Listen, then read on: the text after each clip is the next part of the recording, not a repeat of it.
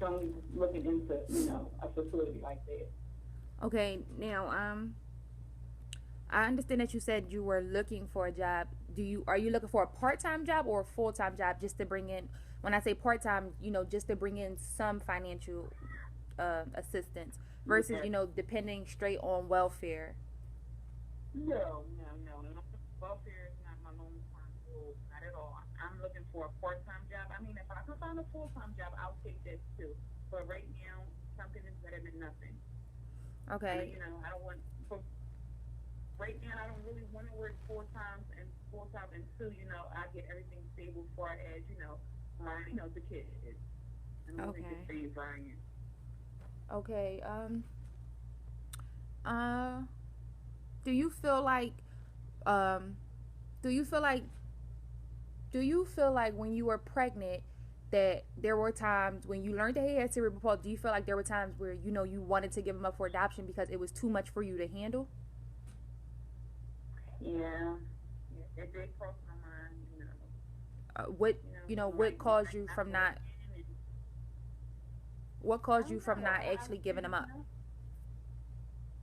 I really know. I guess in the back of my head, I was still thinking like, he's going to be grown, he's going to be PI'd, and the test was wrong. I don't know. Just once I gave birth to him, I had a whole nother look on things. Okay, now being as though you're in a support group, do you take advice from other mothers as to how to care for your child who also has cerebral palsy? Like, do they Yes, provide good advice? good advice. I mean, a support group. I mean, the support group is really, really, really good. It relieves a lot of stress. Like it's excellent. When I say excellent, I mean excellent. Okay, and what is your goals for Ryan? Up to the time he's 10, do you want him, perfect speech, no learning disabilities, walking, which could be a primary major goal for him. I mean, I want it all, but right now, no. He's healthy. I mean, I'm gonna just stay with it. I mean, he's perfect right now. To me, I don't see deformity at all when I look at him. So, right now, we just gonna roll with the punches. Okay, now when you were pregnant and did learn, were there other people who who encouraged you to think of an option for as far as adoption because it was too much? Well, no, because I kept that to myself what I wanted to do. So, that's why I think I'm gonna get you something to drink. A lot of the stress that came in, I was dealing with so much, having I was having a child, okay, that has a disability, and then the father, and then my living situation, job. So yeah, I think that's where a lot of my stress came to play. It. Um, do you feel guilty about Ryan's father leaving you with two kids? Do you feel as though that if you could have possibly prevented it, that he would still be here? I mean, I thought about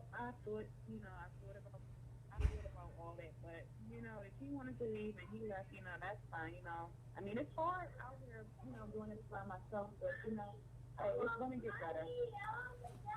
Okay, and is like for every day, like is there like a new challenge that you face? Like is there something new that you learn every day about his diagnosis, something that you didn't know or something that, doctors haven't previously told you?